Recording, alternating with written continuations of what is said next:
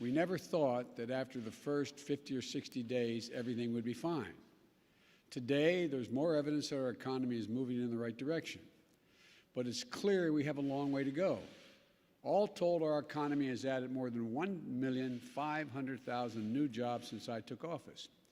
That's the most number of jobs created in the first 3 months of any presidency in our history.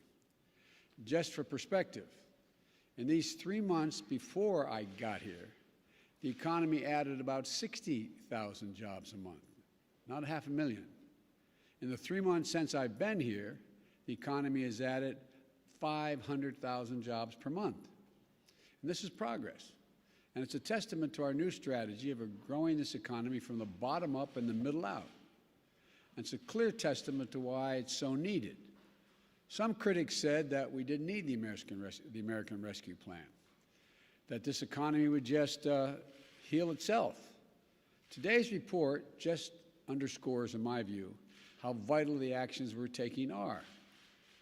Checks to people who are hurting, support for small businesses, for child care and school reopening, support to help families put food on the table. Our efforts are starting to work, but the climb is steep, and we still have a long way to go. Today's report also puts some truth to some loose talk that we've been hearing about the economy lately. First, that we should stop helping workers and families out for fear of overheating the economy. This report reinforces the real truth.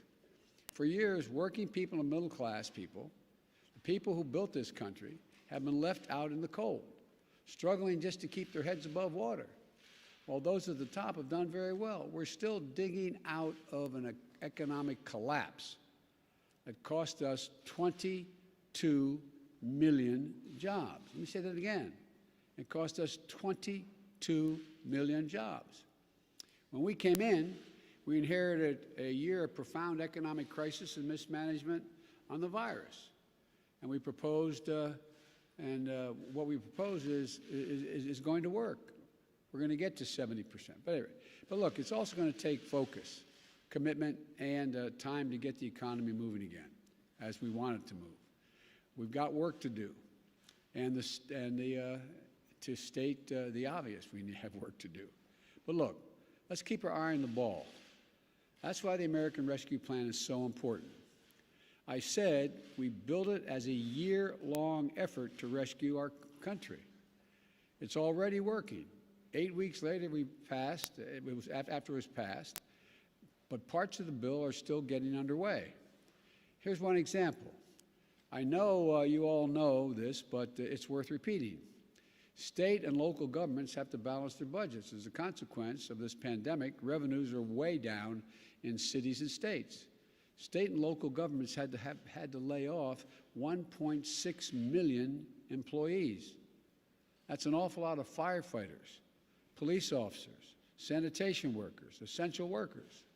But later this month, we're going to be distributing the first tranche of the state and local assistance from the American Rescue Plan. We won't get all 1.6 million of those jobs back in 1 month, but you're going to start seeing those jobs and state and local workers coming back. Starting this month, we will also deliver assistance to tens of thousands, and I notice every Republican in our home state talking about this as being a good idea, tens of thousands of restaurants and bars across the country. And by the way, the majority of the jobs that have come back have been in the entertainment and in those industries. And so, you know, we're going to help schools and children and child centers across the country as well, accelerate reopening, and that's underway. So look, this is going to continue to improve. Today's report makes clear. Thank goodness we passed the American Rescue Plan. Help is here, and more help is on the way, and more help is needed. Second, today's report is a rebuttal to loose talk that Americans just don't want to work.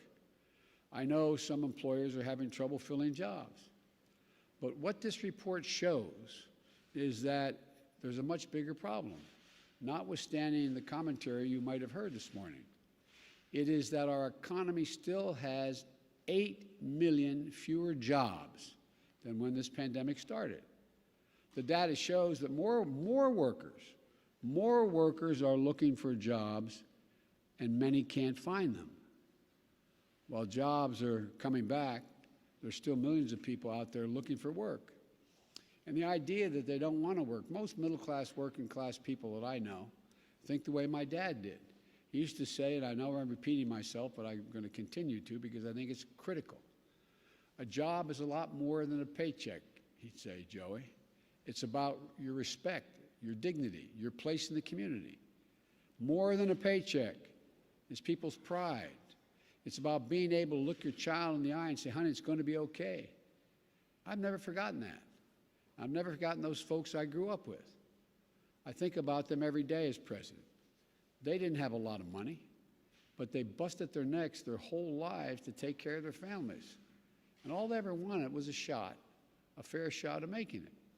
Last month, there were 266,000 more Americans with dignity that comes for the job. And there are millions of Americans out there who, through no fault of their own, have been knocked flat on their back this past year. The virus stole their jobs. And I'm determined to give them a fighting chance. That's why I've been so focused on vaccinating the nation and getting our economy running again. That's why we fought so hard to pass the American Rescue Plan. And again, the American Rescue Plan was for the whole year. It plays out over a year, and it's working. But we can't let up. This jobs report makes that clear. We've got too much work to do. And the American Rescue Plan is just that, a rescue plan. It's to get us back to where we were. But that's not nearly enough. We have to build back better. That's why we need the American Jobs Plan I proposed, to put us in a position where we can build back better, to reclaim our position as the leading and most innovative nation in the world and win the future, the 21st century. We need to rebuild the nation's roads and highways and bridges and ports and airports. We've got water systems all over the country that need repair. There are over 400,000 schools and daycare centers with lead pipes where the water goes through. 10 million homes. I saw a water project system yesterday in New Orleans that was over 80 years old. It's in need of major overhaul. And by the way, if they don't get it fixed, New Orleans itself is in real trouble. They need reliable, affordable, high-speed internet throughout this country. Our businesses need to compete worldwide. Our rural communities need to be able to compete and make their own judgments as to when to buy and sell. And our kids need to succeed in school. As my wife Jill says, any nation that out-educates us is going to out-compete us. We also need to up our game in our education system. 12 years of education in 2021 is not enough to compete in the 21st century. In my view, we need 16 years of public education guaranteed. In this country, from preschool for 3- and 4-year-olds at the early end to 2 years of community college after high school, we have some serious decisions to make and fundamental choices. And think about it. How much better off is the country if we have tens of thousands of graduating seniors from high school and beyond going to get 2 years of community college? Doesn't that increase our capacity significantly? This month's job numbers show we're on the right track. We still have a long way to go. As I said, my laser focus is on growing the nation's economy and creating jobs. My laser focus is on vaccinating our nation, and we're making continued progress. My laser focus is on one more thing, making sure working people in this country, hard-working people, are no longer left out in the cold. They're going to get a share of the benefits of a rising economy. It's been a long time since that happened. I've called my plan the blue-collar blueprint for America. That's exactly what it is. So let's not let up. We're still digging our way out of a very deep hole we were put in. No one should underestimate how tough this battle is. We still have a job to do here in Washington. The American people are counting on us. So let's get it done.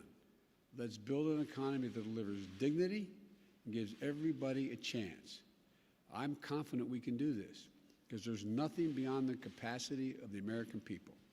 I want to thank you. God bless you, and may God protect our troops. Thank you very much. Mr. President, do you believe enhanced unemployment benefits had any effect on diminishing a return to work in some categories? No, nothing measurable. Thank you. And Mr. President, do you... On CDC mask mandates, I noticed you walked out to the podium with your mask on. Why do you choose to wear a mask so often when you're vaccinated and you're around other people who are Because vaccinated? I'm worried about you. No, it's a joke. It's a joke. Why am I wearing the mask? Because when we're inside, it's still good policy to wear the mask. That's why. When I'm outside, and the problem is, lots of times I walk away from this podium, you notice, I forget to put my mask back on because I'm used to not wearing it outside. Mr. President, are you at all concerned about Vladimir Putin amassing troops on the border of Ukraine? Do you see that as a message to you, and could it impact your desire to have a one-on-one meeting with him? Does not impact my desire to have the one-on-one meeting, and you notice he had more troops before. He's withdrawn troops. There's still troops amassed, but significantly less than he had a month ago. So, You expect that meeting? Sorry, Mr. President, do you believe that the Iranians are serious about negotiation in Vienna? yes, but how serious and what they're prepared to do is a different story, but we're still talking. Sir, you had a question. I had to cut you off. Do you have any update on whether you'll be able to meet Vladimir Putin in June? Is that going to I'm happen? confident we'll be able to do it. We don't have any a specific time or place. That's being worked on. Has he Thank agreed, you sir? very much. Thank you. Thank you, sir.